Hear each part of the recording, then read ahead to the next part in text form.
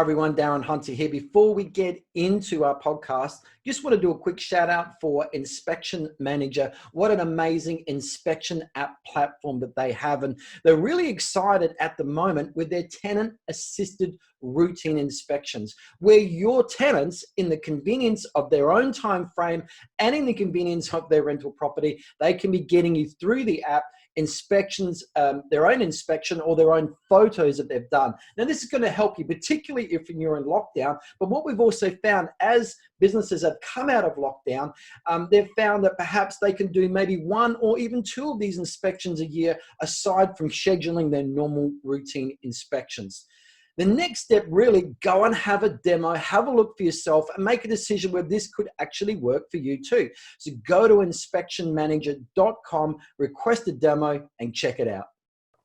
Hi, it's Deniz Yusuf here from Inspired Growth Training, and today I have one of my favourites, Sarah Cincotta, all the way from Melbourne, which is right down the bottom of Australia. Fairly cold right where you are right now, Sarah. But Sarah, thank you so much for coming on board and being part of the Grow 100 Expert Challenge. Thank you for having me. Very exciting to be with you again. It is. It is. So this isn't the first time that you've done a podcast recording with us or a Facebook Live, right? You've been on quite a few of those. And I want to bring up, I still remember the very first time you and I met. It was quite a few years ago now. It was a long time ago now. I think it would have been nearly 8 years ago, I think. Yeah, 2016, I think it was. 2016. Yeah, so it was a long while ago. But you know what? I don't even think that, I remember you actually told me off. You actually you were actually so passionate because you came to day 2. I did. I'd done a session of, a couple of months prior, and you were like, lunchtime come up, why wasn't I here at the first session? Blah, blah, blah, blah. And I'm going, I don't know. I'm just the trainer. It was so good. So much information. And I definitely was a bit disappointed I wasn't there on day 1. But day 2, the energy and the vibes were amazing. And here we are. Yeah, that's right. So much has happened since then. And you were only relatively new to wanting to be a BDM back there, right? I did have that fire in the belly back when I met you, but I was pretty, I suppose, new-ish into property management. I think I'd been doing it for about 3 years at that stage, but it was definitely a career progression goal of mine. Yeah, and then it wasn't long after that you'd moved on into a full-time role as a BDM. Like you finally, I remember you rang me up, Deniz, I've changed colours, I've got a new job and I'm now a full-time BDM, and I remember I was so happy for you as well. Right. And I don't know how many countless phone calls we've had since that day, since when you'd actually called me and said you finally got it up. And I remember, I think it was along the words of, I'm Deniz, I'm going to be calling you a lot now. I did. I definitely said that. And I was like, call a coach. Yep, and you certainly have. And the great thing about that is, obviously we've formed a great friendship as well, which is amazing. Yeah, absolutely. Very grateful. So let's move on. Let's hook into some of the questions that we're going to go. Look, I've got to say, I totally love training and mentoring and helping you, Sarah, because you actually implement, you actually process the words that are being said. You argue back with me, but once you own it, you own it. It's like the very first time I said, you've got to do video. No. I'm not doing video. And can you remember what we did? We did Snapchats every day for, I'm pretty sure it was a week. 10 days I made you do it. And you forgot one and I made you start again. Yeah. Just to be comfortable behind the lens, and definitely washing yourself back on videos, and I've still got my videos from a few years ago now, and it is really amazing to look back and see how far I've come in front of the camera. So definitely was a great way to start with the confidence. Yeah, and no doubt we'll talk about those a little bit later. But what was really exciting about that is you actually said, no, I'm not sending you videos. You said, I'll send them on Snapchat, because you knew that if you sent me bloopers, I would post them to social media. Oh no, are you going to show some of my bloopers? Not today. Don't worry, I've got a big album of my own bloopers stashed away as well. Oh, as we all do. And I have shown some bloopers at conferences, and they may come out later this year. Who knows? Can't wait to see them. Okay, so Sarah, let's get things off. I know the answers to this, right? But you know, what would a book or a podcast recording be without me talking about coffee? So are you a tea or a coffee person? Definitely a coffee person. I love my baristas in my local community. They are amazing. I certainly look forward to knocking on the door one day and turning up to your office and saying, come on, take me to these famous baristas that you've got so I can sample them. Yeah, definitely great coffee in my area. So yeah, Melbourne is blessed as being the coffee culture city of Australia, I've got to say. So tell us a little bit about yourself. Like, what did you do before you joined real estate? So before real estate, I was actually a store manager for a menswear store. Though across Australia, I'm not sure if you remember Deniz Man to Man. Yeah, so I used to have a team that I managed, and I also had the opportunity to go interstate and help them train staff and open new stores. So it was really good start to get that customer service, sales, I suppose experience behind me, the skills of managing my time and other people's time as well. So that's what I did for quite a long time before I took the plunge into real estate. Yeah, no doubt that would have taught you really good people skills as well. You know. Yeah, very fortunate for the guys at Man to Man. They definitely helped me along my journey there. So loved it. But customer service is what I truly love about being in real estate as well. Yeah, well, okay. So I'm now going to be feeling very judged whenever I'm around you wearing clothes. Like, oh, your suit is on point. Your suit is on point. Okay, yeah. That's good to know, everyone. And I'm glad this is being recorded as well. So we've got that. Sarah agrees that my clothes are okay. So Michael Sands, when you're listening to this, it's good to know that as well. So what got you into real estate? Like, why real estate, Sarah? So a friend of mine actually planted the seed. Man's Man is no longer around anymore, and I really wanted to have a think about what I could do that will allow me to still see people every day. I didn't want a job that was just the same thing every day. So I wanted to learn, I wanted to educate myself more. So I think for me, initially, it was just about getting into real estate so that I could help renters at that time, because I used to rent myself, and having the experience of being a renter really just made me think about how much has changed and how much has changed now. It's incredible. But I was truly passionate about some things that I had experienced from my property manager at the time. And I thought, I actually think I could be good at this. So I did it. Wow. Yeah. So I think for me, really getting into real estate was to be able to help people. At that stage, it was as renters, and now I'm fortunate enough to be able to be helping investors and rental providers. Yeah, cool. So how long have you been in real estate then? 8 years.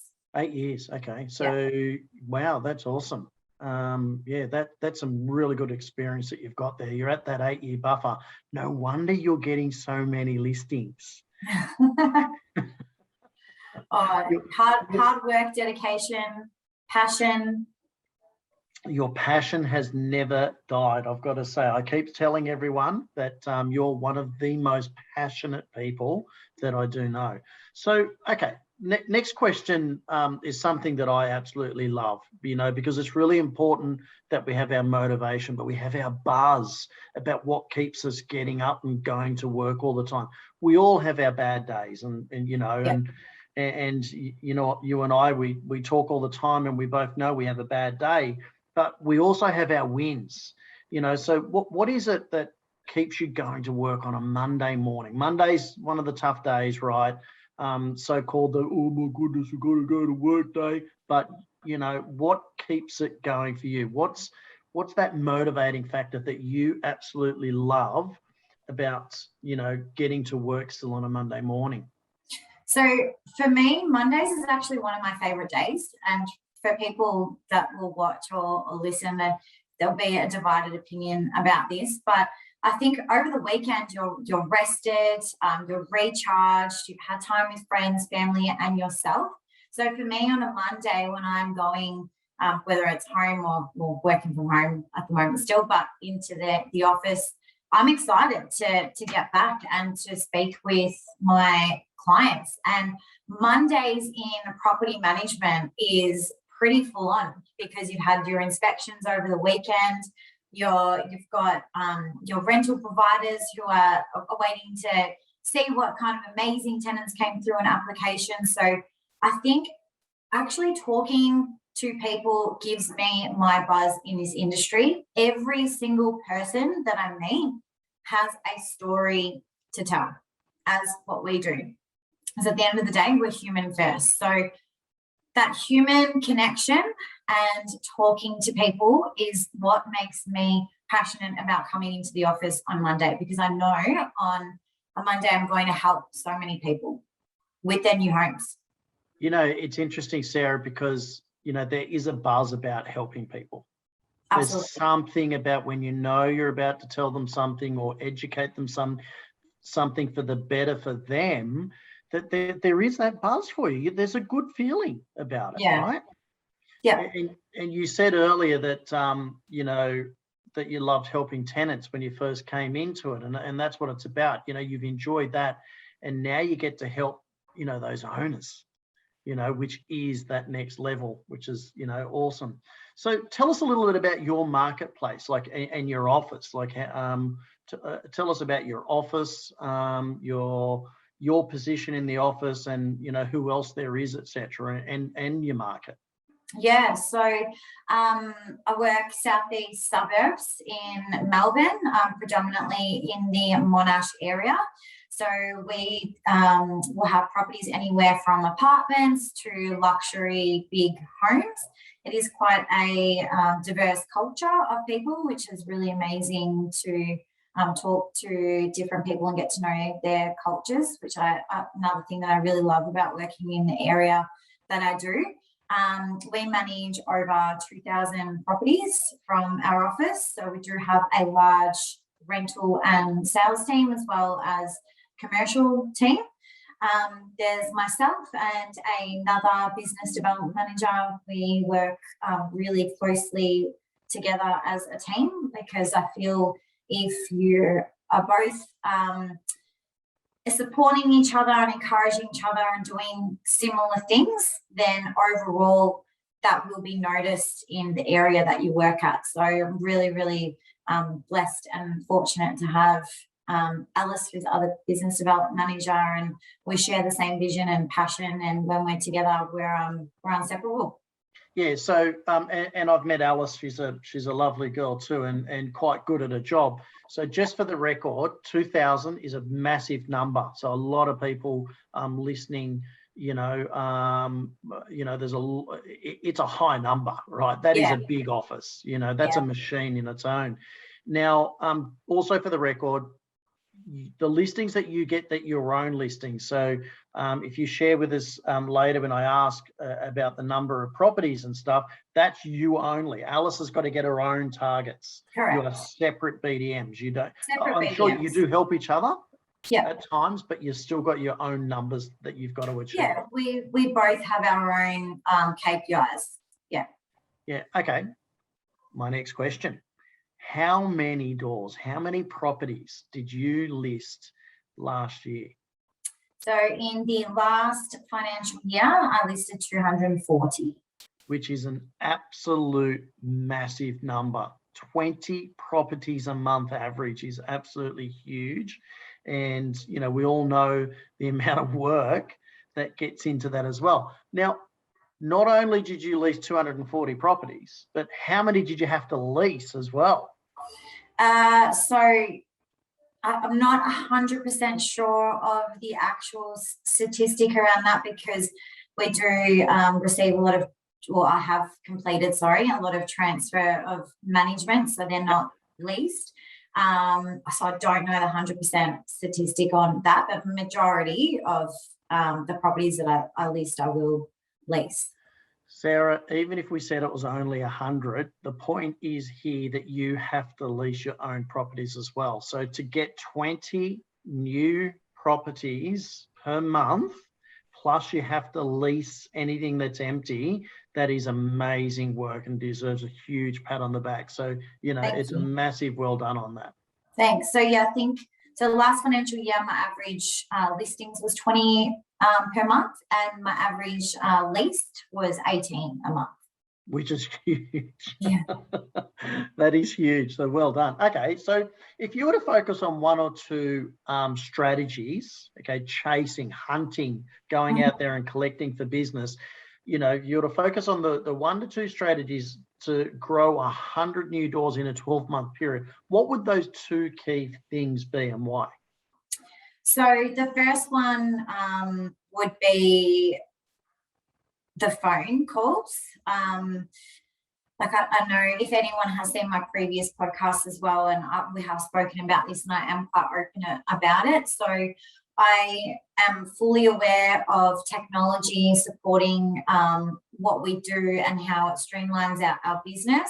But I feel like the agents who are not actually picking up the phone and connecting with either previous clients or current clients, or clients that are looking to, you know, purchase the investment property, they're the ones I feel that I'm not getting the best out of that lead, or that person that you've spoken to. So definitely my strategy that I believe has worked really well for myself, and do encourage it within our team as well, is just to pick up the phone and have a conversation. The other day, even I think we spoke about Deniz. I did a little bit of a post on how can you make someone's day, and an email, there's no tone, there's no love. Whereas when you actually have a conversation with someone over the phone, you can hear their energy, you can feel their energy too, you know, when you pick up the phone and have a chat with someone. So for me, that's my biggest tip, is just to get on the phone and just start connecting with people. And it starts with the conversation, and then you can hopefully get in front of them and meet up, have a coffee. It's such a strong tool. So that would definitely be my first one. I think my second... Hold on. Let me dig deeper on the first one. It's okay. Look, you're so excited. You want to keep sharing. It's great. So I just want to dig a little bit, you know, deeper, because picking up the phone's great. And yes, you put a post in the IGT Inner Circle about how do you make people happy on those phone calls. And I don't know, I think on the lines I just said, a random phone call is just going to put a smile on their face. Correct. Just getting that no reason call will make them happy. You know, it's connecting. The word is so important, is just reconnecting, because at BDM, we can fall into the hole of, we list all these properties and then we're not calling those people back because we chase. We can't just let go. So it's really important to reconnect with those people that you were the reason why they built and chose to use your company. So it's important to keep those relationships connected, right? Absolutely. It's the goal for me is to have long-lasting relationships with my clients, and I'm very fortunate that some of my clients have become friends now, because we have had a strong connection. And for me, that's powerful in itself. And I think as well, you know, like you said, a small thing is just to actually connect and pick up the phone. But there are so many agents that I know of who just sit behind their desk or they don't follow up. And as a BDM, one of the main things is to follow up on all of your clients. Putting your reminders in to just give them a call and follow up. It is really powerful. Yeah, it absolutely is. Now, something that you did say that I enjoyed is previous clients. You call them as well. Oh, you know, absolutely. If someone even sold a property, is just I put my reminders in when to call them again and see how they've settled in. This is if they've sold an investment property. Or if they were planning on some family members moving in, just to touch base with them again, see how that's all going. It's just to continue that relationship. I don't feel like a relationship should end just because you haven't transacted necessarily at that stage too. Yeah. Now, Sarah, I often tell people that, you know, a BDM will fall into that category of, you know, they're prospecting, and, you know, they get a lot of new business, but because when they get too busy, the next month can be quiet. I can count, I don't know how many second months, the buy month you've called me saying, Deniz, I've got no leads. And what would I say? Get on the phone. What are you going to do about it? Get on the phone. And you were doing 200 calls a week. Yeah. I think that was 1 week I did like 267 calls in 1 week, which is a lot, but you need to make time to get those calls in. Yeah, it's about blocking that specific time around and making those calls. And well done. It's so important to call those people that have sold their investment property and they may have downsized a house, they may buy another property. You just don't know, and staying connected with them does that. They might invest again. Actually, Deniz, going back to what you said about what you do today, I've got on my whiteboard, which is actually next to me, what you do today manifests the next 3 months. It's so true. Well said. Yeah. So it's on my whiteboard because I'm pretty massive on manifesting and having your goals. And I look at that every single day. And that's what reminds me what you do today is going to set you up for not just the next month, but the following months, because referrals that come in and leads that come in or people that you connect with aren't necessarily going to transact at that time. So you need to keep that pipeline flowing and keep those conversations going with people so that you can continue to have a healthy pipeline of people to talk to. So what you do today is going to manifest for you the next 3 months. Well done. That's awesome. That's a good quote. I'm going to have to create a meme for you for that one. Okay. Yay! It's a very good quote. Okay, so picking up the phone, obviously it's working for you. You're getting obviously you're listing a lot of new business from that, which is great. Now, and your second strategy, let's segue it into what's the other thing that you would do? I'm a bit like torn between two, but I'm going to go with what I'm doing at the moment because also you do talk about this and it is known that a lot of people are on their phones all the time. And I was skeptical of doing this, but social media. I have been working really hard on creating content for investors. I feel like when someone is going to do business now with another person, they're looking them up first. And that's how I've had a lot of clients even say that they have just Google searched us and have seen me, and then they've gone onto my LinkedIn or my Instagram, and before they've even spoken with me, they already can see what I do, a bit about my personality. So that's what I'm focusing on at the moment, and also to network, which was going to be my other point, with other people and businesses. So we spoke about coffee earlier. My favourite place that I like to go to in my area, we promote each other. We network really closely. They are always telling their clients if they hear them in conversation. So it's also, I think it goes hand in hand as well.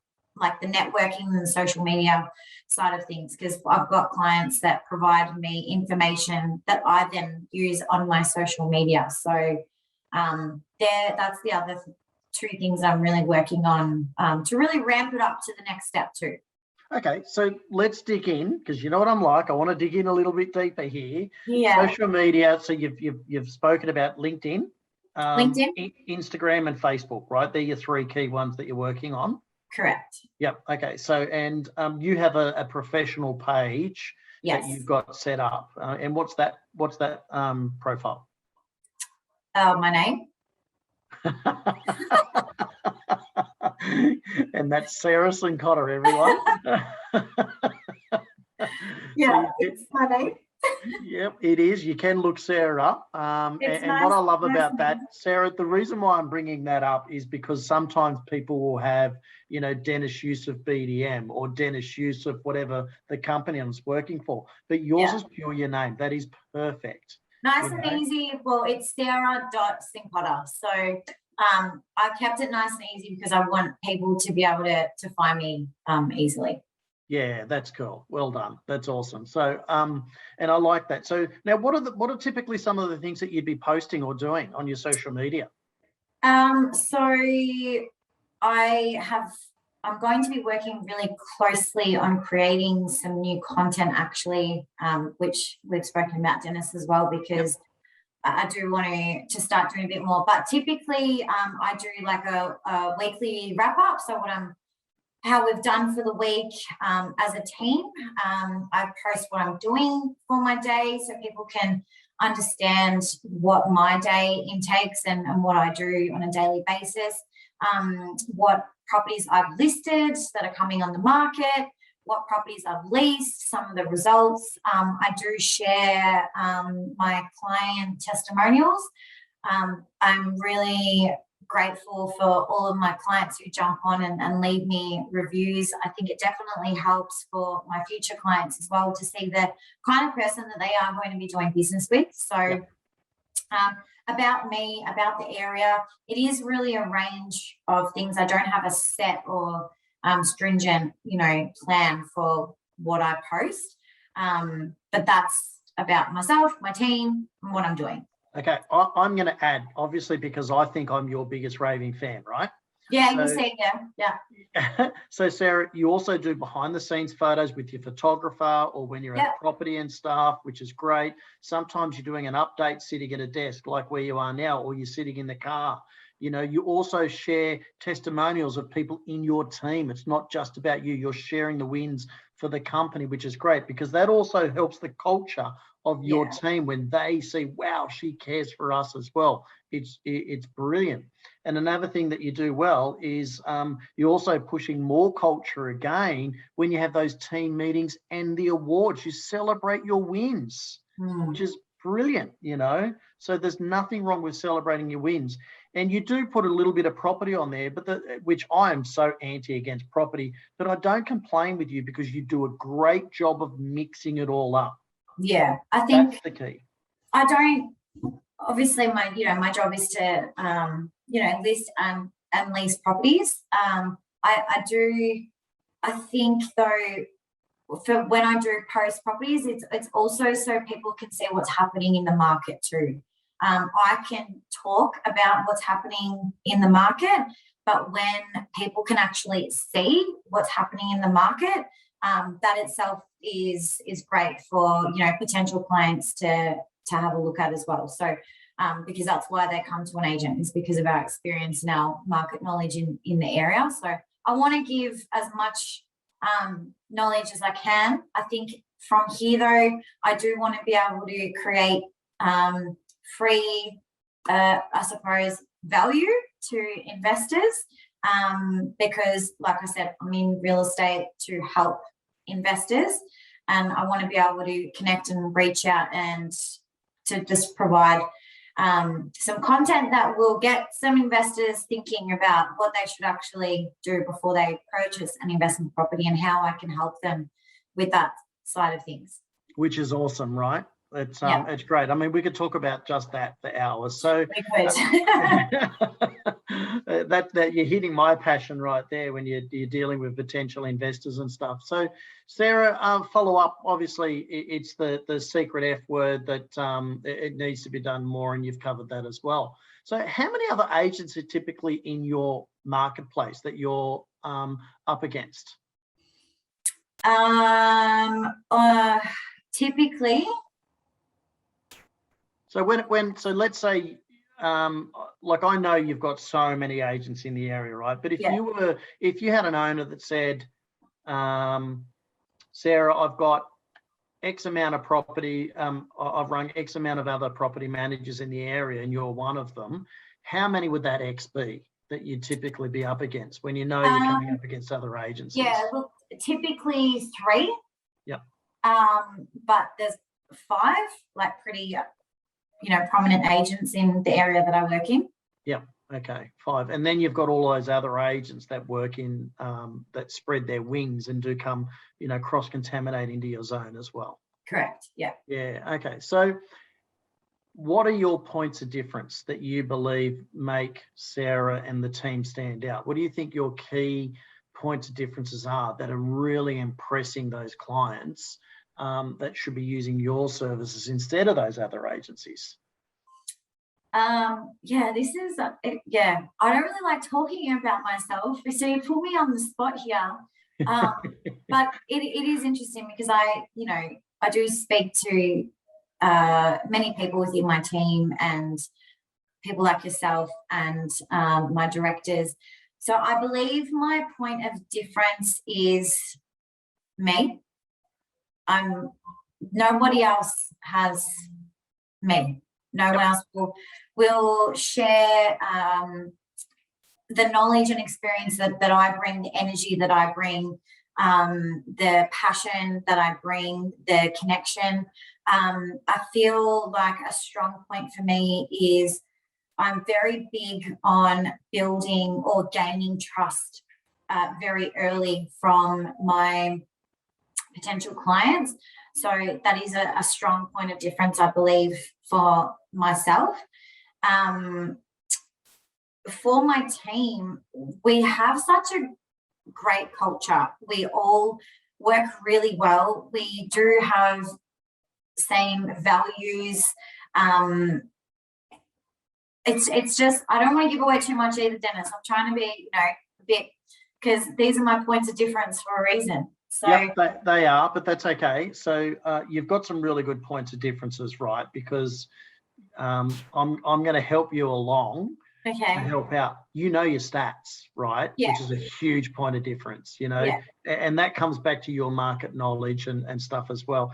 Video, absolute huge point of difference in the utilization of social media for what it should be, which is what you do well in those market updates. And actually our Google reviews, that's one of our, like, we've got over 960 Google reviews now for our office, which there's no other agent in the area that even comes close to the amount of reviews that we get from our tenants and our landlords. So definitely did you not win an award for the most Google reviews that came through into your office?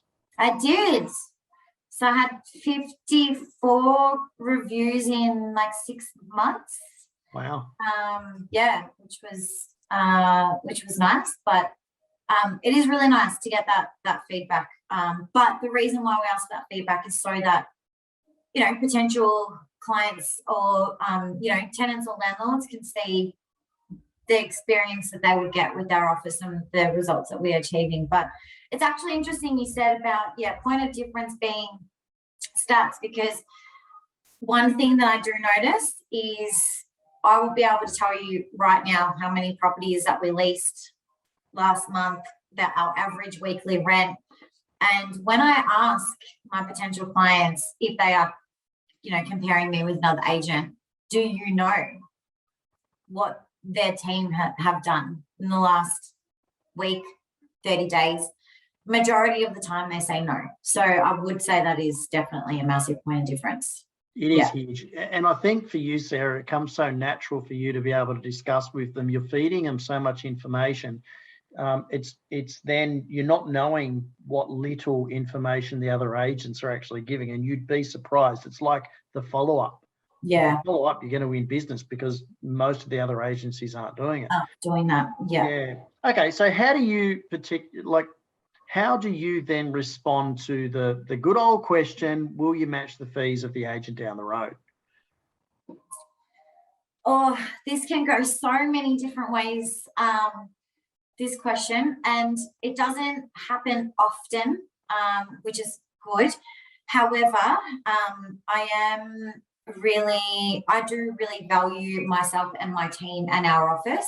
So it would be to show them why we charge what we charge before even talking about, discounting fees or because the other agent. It's about actually breaking it down and what is it actually though? Is it about the fees, or is it because I haven't covered something with them or they're not comfortable with something? It's trying to get that pain point from the potential client and then working out what the actual problem is, because majority of the time it's not even the fees. Yeah. So That's right. I feel like if you provide enough value and you show them this is what our rent arrears are, this is what our vacancy period is, this is how many tenants we have in a lease at the moment, this is how many tenant inquiries that we've had, your processes, your procedure, and your knowledge. Most of the time clients are just blown away by that. And sometimes it's even like too much, especially with all the new compliance and things like that. It's really breaking it down and finding out what actually it is that they're questioning and finding out their pain point, and then breaking that down to be able to have a discussion with them and show them why we charge what we charge. You know what I love about that, Sarah, is you're showing them your proof statements, you're showing them how you're saving the money for using you, right? Which is absolutely brilliant. And you are right. You're doing a great job on your socials that we've already spoken about, and your passion, your knowledge, and care for the industry. And they sense that. So it turns into, where do I sign versus what are your fees? Which, and you said earlier when I first asked, it doesn't happen often. I'm going to say 1 in 10 ask me for a discount. And I feel sometimes they just ask out of the habit of it too. I think real estate is typically an industry where people do ask, can you do any, or not necessarily ask for a discount, but the way that I find that they'll word is, can you do any better? Or is that your final, proposal or things like that? But I actually had a client today that said to me that I wasn't cheap. Well, not just me, cheap, but we weren't the cheapest agent. Yep. But he gave me the business because I was the only agent who knew as much information as possible, but conveyed that to him. So you could have a listing presentation and talk about anything, but you need to connect with your client and actually show your value. So he actually said to me, you're not the cheapest agent, but I really liked your knowledge and your experience. And he was happy to give me the business then. So, yeah, I think that conversation with, scripting, it can go in so many ways, but I really think it's just you need to break it down and find out why they're asking you that you can discount your fees. Or a good BDM, though, knows what other agents charge. And that's the other thing. So I know what my competitors charge. They know what we charge. So it's just being able to explain to them, we know that they charge what they do, and this is what our charge is, and this is why we charge what we do. Yeah, it's interesting. You've demonstrated. Sorry? You got to be confident though with it. Absolutely, it's coming from here. You've demonstrated that your value. So it's interesting, right? Even though you're showing the clients that, Sarah, you're showing the clients that you guys are saving the money. Some people, like your gentleman today, he still looks at the actual cost. He's not looking at the saving, and that's okay. But he signed up with you because of your demonstration of your value, your experience, etc., which is brilliant. So we have a lot of professionals listen to our podcasts and that are going to be reading our book as well. new people into the industry as well, Sarah. What words of advice would you, or wisdom, would you give a newcomer into the industry today? I'd like to do my role. Any role, getting into real estate at all. What words of wisdom would you give them, whether they're coming into the BDM or into real estate, either? I think words of wisdom is, don't be like fearful around things that can occur. I think real estate and property management is definitely an industry where there is a lot of problem solving, negotiating. You need to be able to be okay with that kind of environment and embrace that. It is a role that can be challenging. Don't take anything personally. You know, we can, like we said earlier, we can all have our good days and our off days, and we're human. That's just natural that's going to happen. But I think just embrace the change. Like, property management and real estate is always going to develop, and you've witnessed it too, Deniz, like how much has changed, even in my 8 years that I've been in real estate. So embrace the changes, embrace the challenges, don't take things personally. But I feel like if you can be organized and truly passionate about what you do, it's just going to make things so much easier for yourself and for your clients. Absolutely is. You know, well said, very well said, because sadly we can take things personally when something's coming against us as a business. We've got to remember it's the process that the person's upset at, or the situation. It's not us individually. Yeah, so, and they might have had something happen in their personal life, or something happen during their day that you're not aware of. So it's just, things happen. You got to deal with it. This is reality. Is that, you know, it's not going to be smooth sailing all the time. But yeah, I think just be really and align yourself with a business and an office that you share the same values as. It's really important. Good tip. Very good tip. Okay, Sarah. So you're at the Inspired Growth Conference. We have an annual conference. Well, I'm going to still say annual, even though there's been a pandemic and it stopped us from having one year, but it's still a conference that we do have. We have the top BDMs in Australia, New Zealand, US, all over the world that come, even that are wanting to come this year, that we're in a pandemic. They still want to come. I'm meant to be closing the conference, but I've fallen ill. Michael's, jumped on the phone and he's talking to, a client. He's helping someone out with technology. Darren's off helping someone with scripts and dialogues. All of a sudden, the MC taps you on the shoulder and said, Sarah, you've got 2 minutes to close the conference. So we've got all these growth experts. What's your best bit of advice you can give somebody after spending time at a 2-day event? Go for it. Oh, well, from my personal experience though, because I was there and I had, there's so much energy that goes on at a conference, and it is amazing. And to end it on an absolute high, one of my favorite things, and I would honestly do this again, to get everyone up on their chairs and just have some great music on and just all celebrate what a great 2 days of connecting and networking together it was. Like, that was just a great end. Everyone was together, having a dance, but definitely raising the roof, Yeah, the hair's up on my arms just thinking about it again. Same. The goosebumps, because you know what? So basically what you're telling everyone, it's great about the action that you're talking about at the end, but you're talking about getting into the culture and networking and connecting with other like-minded people.